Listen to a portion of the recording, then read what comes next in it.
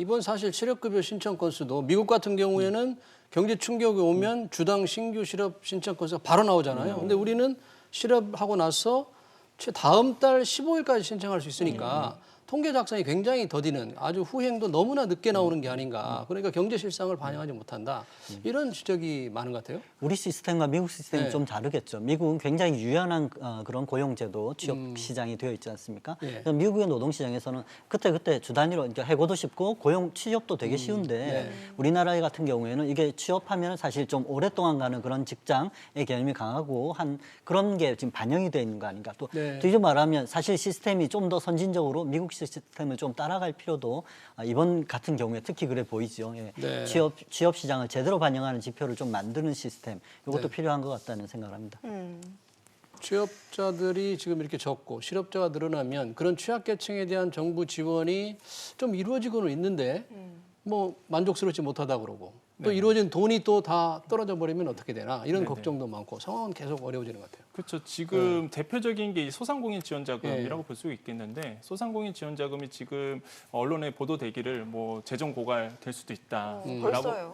벌써 되고 있다. 왜 그러냐면은 실제 이제는 소상공인 중심으로 본다면은 그러니까 신용도가 좋으신 분이 있고요, 나쁘신 분들이 있습니다. 그렇게 본다면은 우리가 흔히 얘기했던 소상공인 진흥공단을 통해서 받았던 분들 중심으로 먼저 소진이 되는 분위기가 있거든요. 그 다음에 기업은행이고, 그 다음에 시중은행이고. 그러니까 신용도에 따라서 지금 가고 있는 분위기예요. 그러니까 신용도가 안 좋아하신 분들 중심으로 워낙 많이 나갔다는 얘기겠고요. 그러면 그렇게 해서 재정이 이제 고갈될 분위기로 가고 있다는 게 지금의 시그널이거든요. 예. 그 뜻은 뭐냐면은 그 정도로 많은 분들이 이 자금에 대해서 필요로 했는데 중요한 거는 뭐 그거는 이제는 언론에 보도된 내용이고 제가 이제 피부로 느끼기에는 필요도 없는데 받으신 분들이 사실 굉장히 많습니다. 아, 그럴까요? 그러니까 뭐 어떤 거냐면 제가 이제 미용실을 갔는데 네. 중년의 남성 두 분이 계셨어요.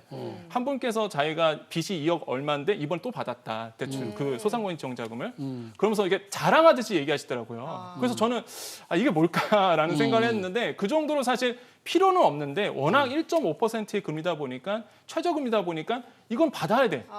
이런 분위기였어요 시장에서는. 사실 너무 어려워가지고 그 돈을 네네. 애타게 기다리는 사람들 며칠씩 가서 줄을 서도 못 받는 맞습니다. 사람들이 있는데 그 사람들한테 돌아갈 돈을 그러면 다른 곳으로 가는 꼴이 생기는데 그럴 수밖에 없죠. 지금 왜냐하면은 1.5%의 금리는 뭐 아시겠지만 시장에서는 구할 수 없는, 볼 수도 없는 금리일 뿐더러 정부가 어느 정도의 소상공인 지원 자금으로 해서 어느 정도 규제 없이 좀 풀 수 있는 자금을 풀어버렸거든요, 시장에. 그러다 보니까 너나 할 것 없이 다 받게 되고 그러다 보니까 시장에서는 야, 이거에 대해서 약간 허들을 만들어야 되는 거 아니냐. 그러면 금리를 높인다든지 아니면 어떤 허들을 만들어서 조금 많은 분들이 돌아가지 않는 게 아니라 그러니까 선별적으로 돌아가게 하는 게 아니냐라고 볼 수 있는데 사실 저는 그렇게 되면 소상공인 지원 자금에 대한 의미가 좀 퇴색되기 때문에 이런 분에서 좀 딜레마에 좀 빠진다. 그러니까 재정이라는 게 항상 그런 것 같아요. 그래서 딜레마에 이게 다 주기는 그렇고 선별적으로 주기에도 어려운 부분 이런 부분이 조금 굉장히 좀 딜레마다는 생각을 많이 해봅니다. 예,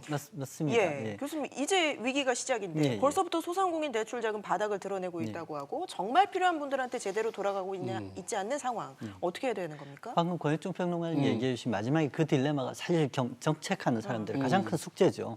가지고 있는 자원은 한정적인데 도와줄 때는 지금 같은 상황이 너무 많은 겁니다. 네. 그래서 문제는 허들을 만들었을 때는 이 소상공인을 좀 더 잘 가려가지고 필요한 적재적소에 배분하고 싶다. 희소한 자원이니까 네. 라는 것이 정답이긴 하지만 지금 네. 같은 시간에 그거보다 시간이 더 급한 겁니다. 그렇죠. 예, 이렇게 누가 아픈지 살펴보다가 다 죽을 수도 있으니까 지금 일단 다 뿌려서 누구든지 그러니까 헬기에서 뿌리는 식으로 이렇게 돈을 살포하듯이 막 뿌려서 네. 안 받아도 될 사람도 받아야 될 사람도 다 받는 이런 상황이 지금 1단계라면 그 다음 단계는 이제 이런 소진국이라든지 이런 자금들이 소진이 되지 않습니까? 그럼 나머지 자금은 다음 이제 플레이어들이 나서줘야죠. 지금 한국은행에서도 전에 가지 않던 길을 가겠다라고 우리가 회사채를 직접 매입하는 그런 뭐 특수법인을 만들겠다. 이런 조치를 전에 본 적이 없으시지 않습니까? 사실 네, 그렇죠. 미국의 연준도 그렇게 하고 있듯이 이런 플레이어들이 나서서 그 다음으로 중요한 이 자금이 돌아가야 될 곳들을 선별해서 또 지급하는 이런 세컨 플랜, 그 다음 플랜 이런 것들이 계속 나와야 됩니다. 근데 예. 전체적으로 본다면 뭐 필요 없는 분이 받은 영세 상인보다는 여전히 받고 싶은데 돈이 없어서 정부의 돈이 다 소진돼 가기 때문에 못 받고 있다. 이런 분들이 훨씬 많지 않을까요? 사실 이번 건 같은 경우에는 그렇게 정말 힘든 분들을 위해서 어디서 돈을 끌어대든지 간에 네. 좀 특단의 대책으로 좀 뿌려져야 될 시기인 것 같습니다. 네. 알겠습니다. 지금 고용뿐만이 아닙니다. 수출도 문제인데요. 지난달까지만 해도 사실 수출 지표로만 보면 조금 선방한다 이런 네네네. 평가가 나왔는데 이달 수출 지표로는 지금 위기가 확연히 네네. 드러나고 있죠. 그렇죠. 실제 그 3월 달에 증시가 올랐어요. 근데 왜 올랐을까 봤을 때는 역시나 그 뉴욕 증시가 반등했던 부분.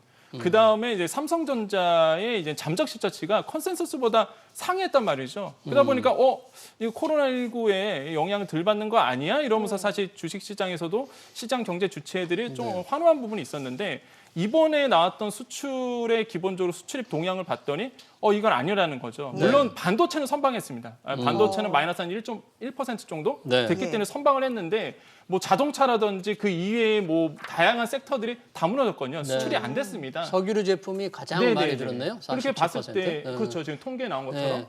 그 정도로 사실 굉장히 좀 안 좋은 상황으로 팩트가 나왔어요. 지표가 나왔기 때문에 이제는 이런 문제가 4월로 끝나는 게 아니라 본격적으로 코로나19 사태가 우리나라의 수출에 또한 수입에 4월부터 본격적으로 시작한다는 시그널로 잡힌다 이렇게 뭐 생각해 볼 수 있습니다. 예, 네. 평론가님 방금 반도체 선방했다고 하셨는데 네. 사실 이 반도체는 우리 수출 전체 수출의 20%를 차지하는 맞습니다. 네. 수출 효자 품목 아닙니까? 맞습니다. 마이너스로 돌아선 것만으로도 좀 경고라고 봐야 되지 않을까요? 그러니까 그렇게 보셔야 돼요. 뭐냐면은 시장 주체들이 생각했던 컨센서스가 있어요. 그러니까 이 정도 굉장히 안 좋을 거야, 두 자리 쓸 거야라고 봤는데 오히려 시장에서 예상했던 것보다는 덜 났단 말이죠. 근데 이게 참 예상보다는 예상보다는. 그러니까 재밌는 건 뭐냐면 시장이 재밌는 게 그러면 또 주식시장 호재가 되고 오히려 또 네. 주식시장뿐만 아니라 경제 주체에서도 굉장히 호재가 되는 부분이 있어요. 예. 그래서 뭐 지표는 마이너스더라도 일단 생각보다는 덜 하락한 데 부분 이게 네. 좀 오히려 좀 긍정적인 시그널로 좋습니다. 네, 예. 오 교수님. 사실 수출이 이제 4월 1일부터 10일까지 열흘간의 이제 잠정치잖아요. 4월 전체는 아닌데 그냥 18% 줄었다면 오히려 더 줄어야 상황이 되는 게 아닌가. 왜냐하면 모든 나라의 경제가 셧다운이 되기 때문에 우리가 물건을 팔 수가 없잖아요. 분야별로 보실 때는 어떻습니까? 우리나라 지금 공장도 다 서게 되고. 예, 지금 말씀하시는 네. 게 사실 미국이라든지 네. 유럽으로 가는 수출들이 이미 20% 이상 다 저와 줄어들었죠.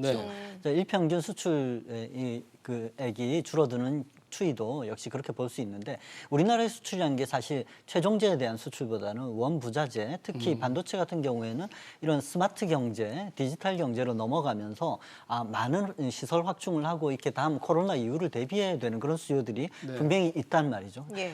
비록 경제가 멈춰 있는 것 같고 이런 코로나로 인해서 소비도 지금 확 줄어드는 상태라서 수출이 어렵긴 하지만 기업들로서는 미래에 대한 투자와 준비를 하고 있지 않겠습니까? 그래서 우리나라의 수출들은 이런 글로벌 공급망에 속해 있는 그런 수출들이 상당히 그러니까 자동차 부품들이 자동차 생산에 들어간다든지 이런 반도체들이 이런 디지털 경제의 발전에 따라 가지고 그런 허브들에 납품이 되는 것이라든지 이런 것들이 자동으로 늘어나는 것인데 역시 전 세계적인 충격에서 벗어나지 못하고 있는 것은 사실인 것 같습니다.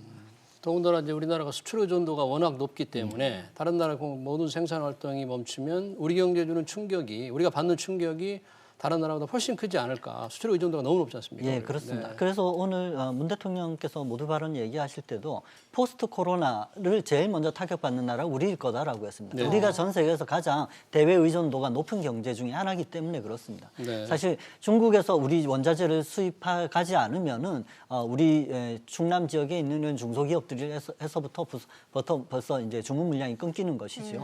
예, 그리고 전 세계적인 이런 공급망들의 변화가 일어나는 데서 사실 우리한테 주문을 끄는 이 기업들이 나중에 이 사태가 진정되고 다시 우리한테 주문할 수 있을까? 거기에 대해서 우리가 또 긴장하고 준비를 해야 되는 때이기도 합니다. 예, 네. 말씀하신 것처럼 문재인 대통령이 경제 위기 본격 시작 단계다. 추가적인 대책을 준비해야 된다라고 했는데 어떤 것이 필요할까요? 사실 이 위기가 끝나면 전과 같이 평온한 세상이 올 것이다라고 하는 것이 저는 아닐 것 같습니다. 그 얘기일 것 같아요. 그러니까 이 일이 끝나면 아까 고용 얘기도 하셨지만 네. 이제 취업이라든지 이런 데서 과거처럼 이제 공시에 매달리고 뭐 이런 대기업들의 공채 시즌에 맞추고 하는 이 세상이 다시 안 올 수도 있다는 것이고요. 그리고 생산에 있어서도 역시 그런 글로벌 공급망에서 우리가 다음번 미리 이런 언택트 경제에 맞춰진 새로운 기업들의 글로벌 공급망 구성에 끼어 들어가지 않으면 네. 우리 기업들에게 어쩜 기회가 없을 수도 있다.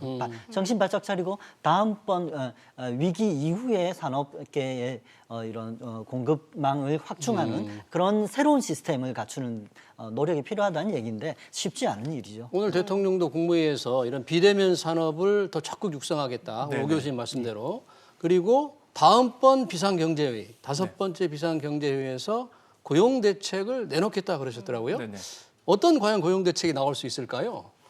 기본적으로 저는 봤을 때 오늘 그 모두 발언을 봤을 때 좀 그 눈여겨봤던 게 좀 3가지였습니다. 이제 소부장, 소부장은 일본 수출 규제에 대해서 워낙 그때 강조했던 내용인데 이번에 또 거론을 했고요.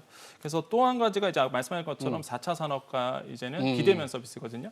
그러니까 비대면 산업에 대해서 사실 4차 산업군에 대해서는 아마 많이 들으셨어요. 근데 코로나19로 인해서 이제 비대면에 대한 산업, 비대면 서비스에 대한 기본적인 산업들에 대해서 모두 발언에서 나왔다는 얘기죠. 그래서 저도 개인적으로 사실 이 산업에서 준비를 해야 되는 거 아닌가라는 생각을 할 정도로 네. 정부가 사실 시그널을 내면 시장이 움직여요. 예. 기본적으로. 그렇기 때문에 모두 발언에서 나왔던 시그널이기 때문에 이런 부분에 대해서 아마 굉장한 그 시장이 움직일 거다라고 볼 수가 있겠고 또 한 가지 말씀하신 것처럼 과거와 다른 고용의 패턴들이 일어날 것이다라는 게 바로 이런 비대면 산업 안에서 이 테두리 안에서 일어나는 거거든요.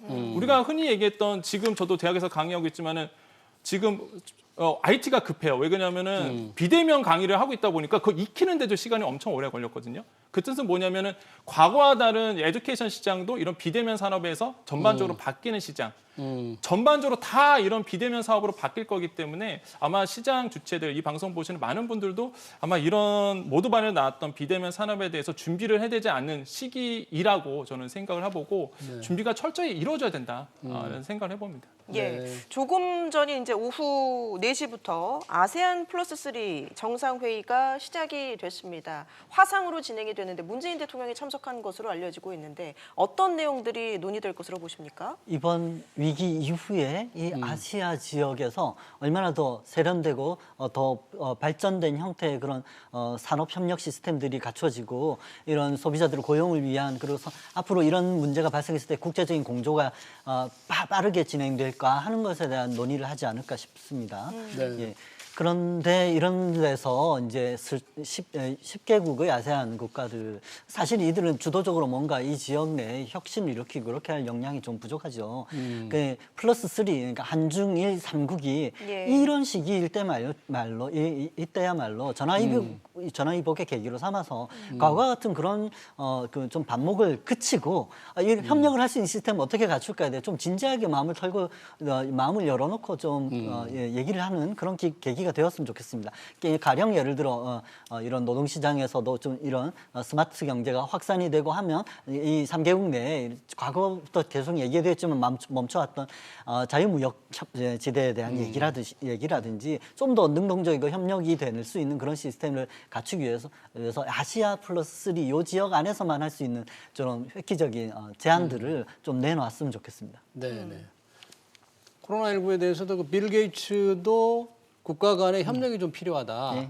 의료 장비라든지 이런 면에서 좀 서로 도와야 되는 게 아니라 이런 걸 주장했더라고요. 지금 K바이오, K방역이라는 단어로 오늘 얘기를 하셨는데 빌 게이츠가 우리나라의 이런 인공지능과 빅데이터 시스템에서 새로운 방역 키트, 이런 코로나 진단 키트를 선제적으로 먼저 내놓을 수 있었던 이 시스템에 주목하고 있는 것이에요. 한국은 재빠르게 이 방향으로 옮겨갈 수 있는 괜찮은 산업을 가지고 있기 때문에 이에 대해서 정부 쪽에서 지원만 좀 받쳐준다면 빌 게이츠 같은 데서 돈은 문제 없다. 빌 게이츠가 사실 그 전에 우리하고 이런 플랫폼을 같이 만들어 놨었죠. 그래서 아프리카 지역이라든지 이런 지금 이 재앙이 퍼지면 나오시면은 정말로 컨트롤하기 힘든 그런 나라들에 대해서 우리가 이제 요청을 받은 건데 이것만 해도 굉장히 우리 국민들이나 산업이나 굉장히 좋은 신호라고 어떤 글로벌 글로벌 국제 정치 무대에서도 영향력을 발휘할 수 있는 기회라고 봅니다. 예, 알겠습니다. 여기까지 듣도록 하겠습니다.